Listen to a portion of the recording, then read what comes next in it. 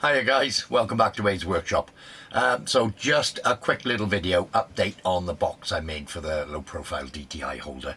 I have made progress on it. It's actually finished now. Well, when is anything ever finished? But it's finished now to a point where I'm happy with it.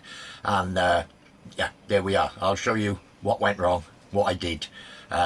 Little bit of electro etching. Started out as going to be carving. You'll see, show you the video. Cheers guys. So I started carving out my letters in the top of the box and got so far, did the smaller ones and started to do various other ones, obviously not the finished detail. When I got around the letter R of Aid's Workshop, this is why I hate working with wood, something in the grain of the wood or what have you, and the top half of the letter R just disappeared and shot off into nowhere. So yeah, I did the hard bit, the smaller letters, or certainly the outline of them. When I got to that bit, it went. So change of plan.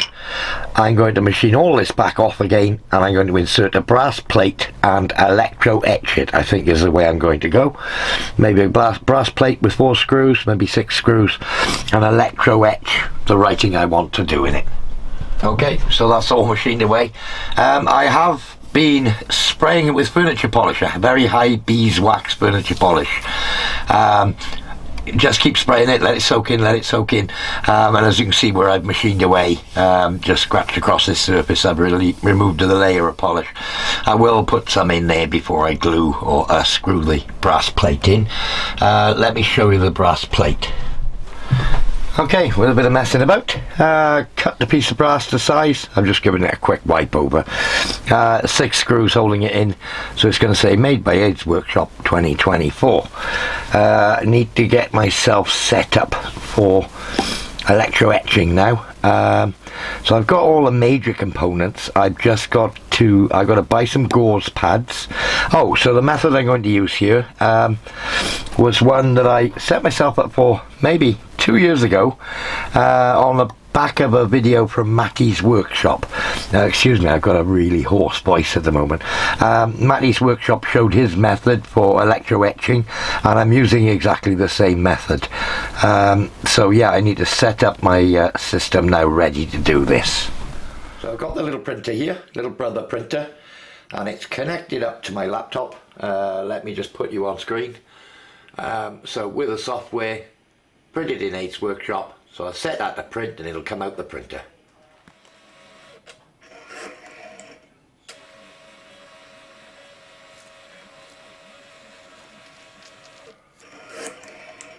Okay, so it cuts off the auto cut on the end, and a sticker comes out there, or a stencil in what's very like masking tape, that says the Aid's Workshop on it. So I have a DC power supply, 10 volts. I think it's capable of 10 amps, something like that, but I've got it on maximum amps. It won't draw anything like maximum amps, but I've got it set on 10 volts. So let me just come. I'm working in the kitchen here. So I've got a sample piece of brass which I've just polished up the face, and I've got the template or the stencil taped onto it. There's a few little ripples, but that's not to worry. Better if you can get it flat, but this is just to show you how I do it. Positive electrode on the plate itself, crocodile clip there, and you'll see the negative electrode there, and I've got, let me just show you, piece of brass. I drilled and tapped a hole in the end with a cross screw to hold in the piece of wire. I've got a little O-ring groove and a rubber O-ring, and I'm going to put a piece of gauze on here. I'll show you that in a minute. And in the pot at the back here, I have literally water from the kettle and salt. So this, I've had this in here a week or so now, but yeah, and there's as much salt as I can get in there, and it basically, you can see the salt is settling back out. But if I pour the water to one end, that super saturated salt water, that's a lot of S's, is going to be what I use as the fluid in the gauze pad. So packet of gauze pads, straightforward sort of medical gauze swabs. What are these, 75mm by 75mm gauze swabs.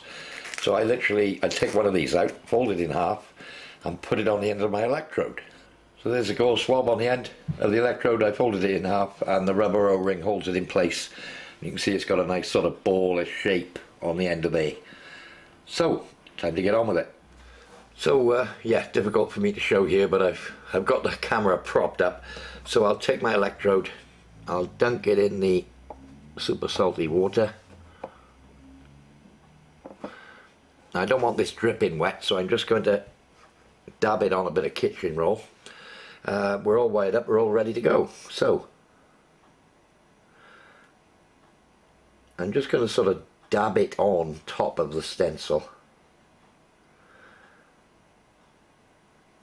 and I should start to see the letters come out. It's starting to do something now. I normally can hear it crackling when it gets going. Yeah, it's starting.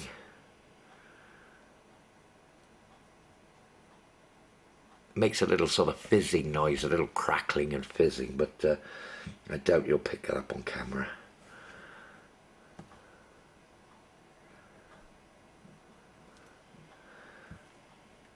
I'm just going to do the aids part of aids workshop. Let me just get a little bit more. I think I dropped out my little vise. Let's pop that back in.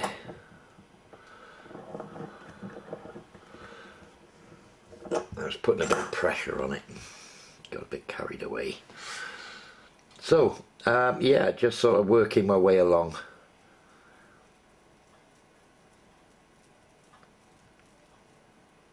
I can hear it crackling now. So what it's doing in effect is sort of spark eroding away the surface of the brass. As it does that, it seems to, what I've noticed, because I've done 2 or 3 of these now, is it lifts the copper component of the brass to the surface. I mean, we're talking microns of it, but with a bit of a polish afterwards, it'll take it back, and all you can see is the brass again. But it's quite an unusual side effect of doing this, that you can see the copper, or I will show you at some point, come into the surface.